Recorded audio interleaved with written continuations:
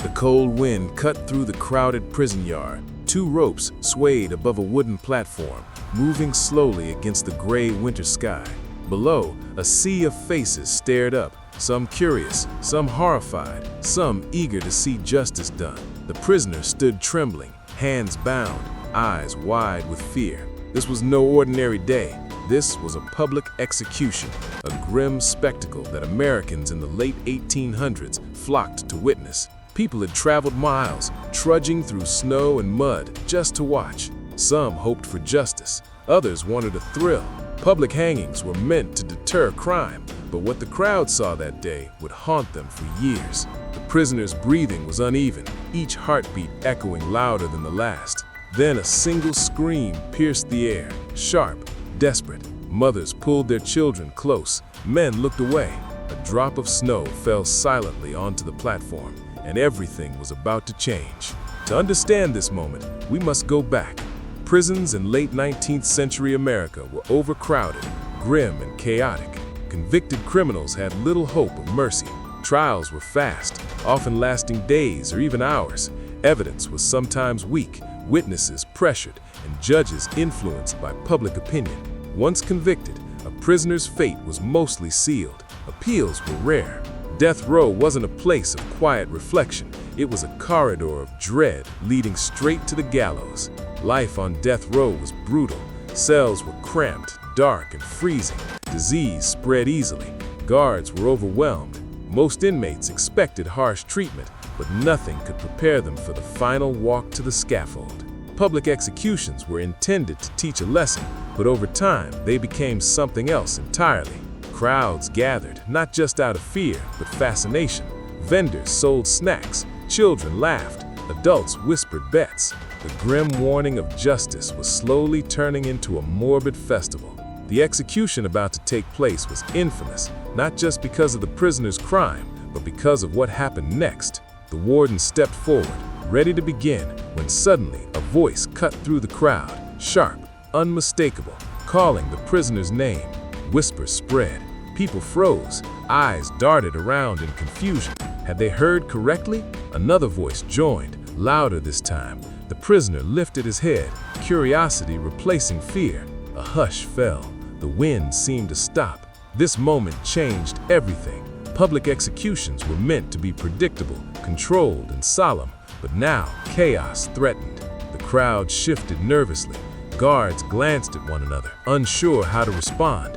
The prisoner's fate remained the same, yet the scene around him had taken on a new, chilling dimension. People began to question what they were witnessing. Was this justice or something darker? History had already shown that executions often sparked more than fear. They revealed flaws in the legal system, exposed society's morbid curiosity, and highlighted the struggles of overcrowded prisons. On this day, the crowd would see more than punishment. They would see the shocking intersection of crime, justice, and human emotion. And just as the warden raised his hand to begin, another shout erupted, louder, more urgent. It was a voice no one expected. The prisoner's expression changed again, this time to disbelief. The crowd murmured. Some gasped. Others leaned in, straining to understand. The tension was unbearable. In that instant, the ordinary ritual of an execution became something unforgettable, something that would shock witnesses and leave them questioning the justice system itself. The prisoner's final moments were about to reveal secrets that no one saw coming, secrets that would echo far beyond the prison walls. The prison yard had erupted in whispers and murmurs. The crowd shifted uneasily, eyes darting toward the prisoner. Who had called his name? And why now, at the very moment the death seemed certain? The warden froze, hands still raised, his face pale. Guards exchanged nervous glances, unsure how to handle the interruption. The prisoner, once shaking with fear, now stared around in disbelief, as if the world had tilted on its axis. No one moved for a few long seconds. Then a man stepped forward from the edge of the crowd, an older figure, dressed in worn but neat clothing. His voice rang out clearly, cutting through the icy air. "Wait, he's not guilty of this crime."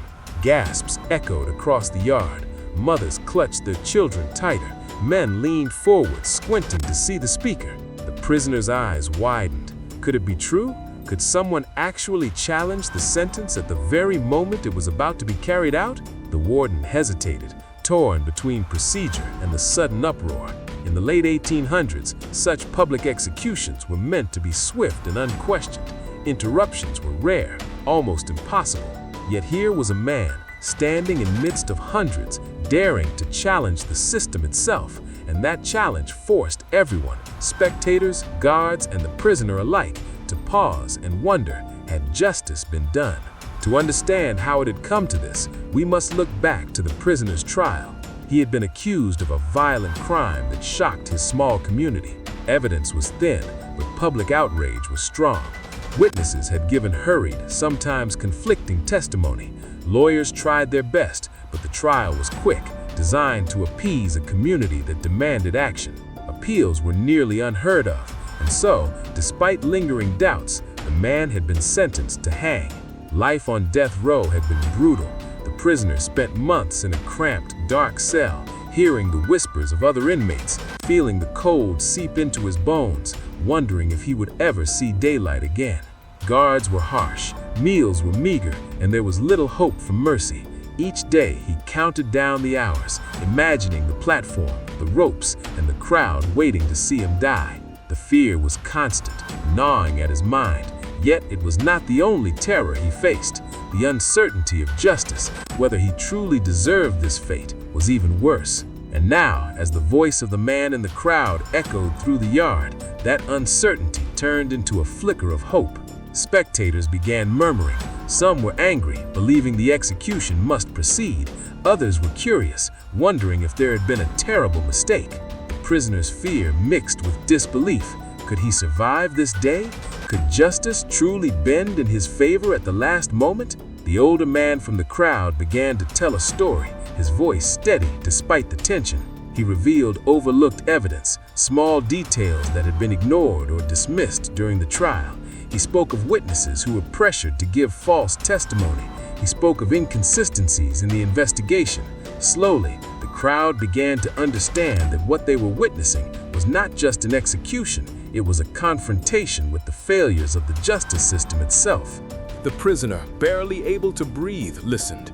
Each word was like a lifeline thrown across a chasm. Every piece of evidence presented called into question the certainty of his guilt.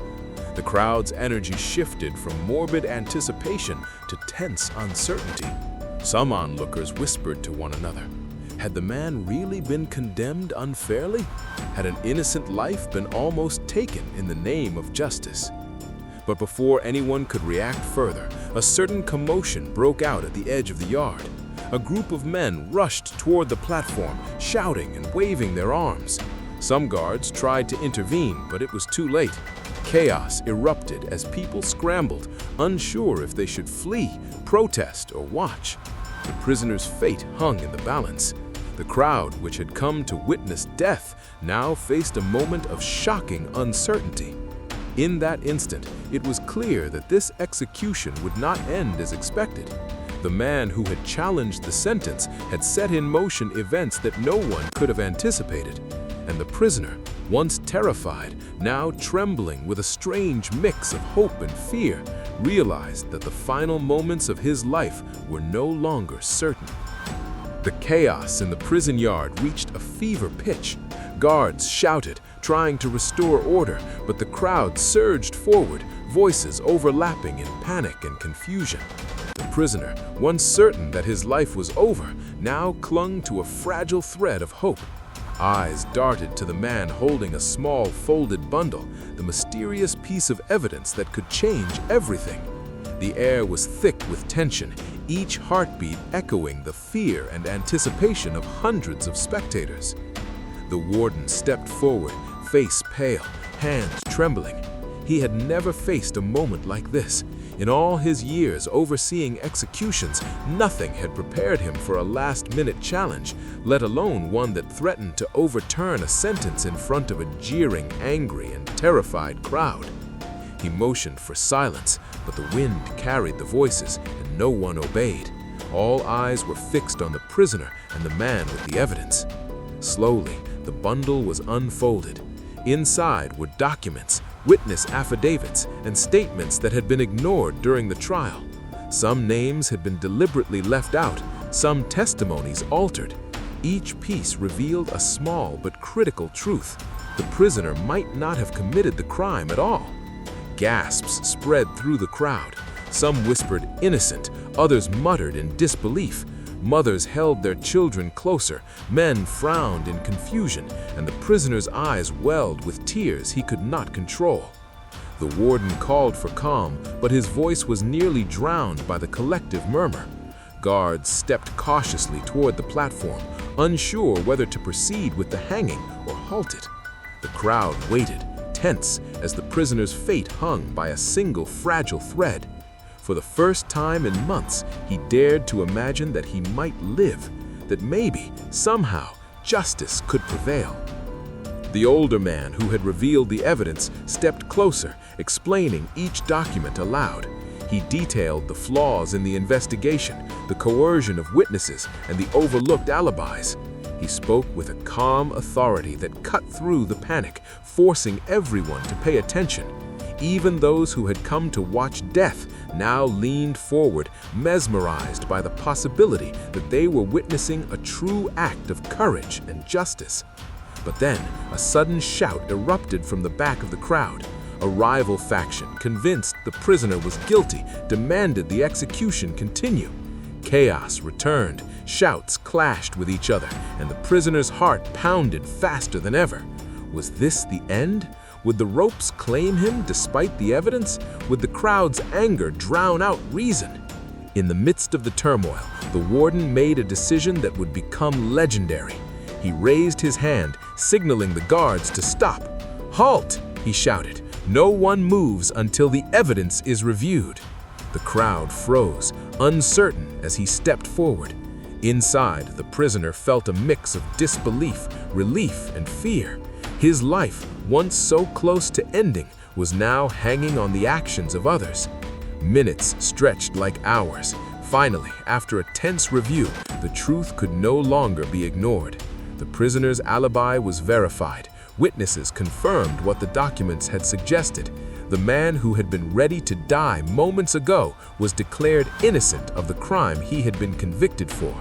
The crowd erupted, some in cheers, others in frustrated disbelief. The ropes swayed empty above the platform, a stark reminder of how close death had truly been. The prisoner stepped down from the platform, trembling but alive.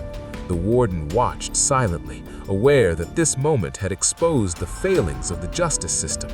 What had been intended as a public warning had instead revealed its own flaws, showing the dangers of rushing to judgment, the cruelty of overcrowded prisons, and the human cost of procedural mistakes. In the aftermath, the prisoner walked free, but the story did not end there. Newspapers spread the tale far and wide. People debated the morality of public executions, the role of spectators, and the need for reform. Families of other inmates questioned whether justice was truly being served. And for the prisoner himself, life carried a new burden: the knowledge of how close he had come to death and the lingering fear that not everyone would be so fortunate.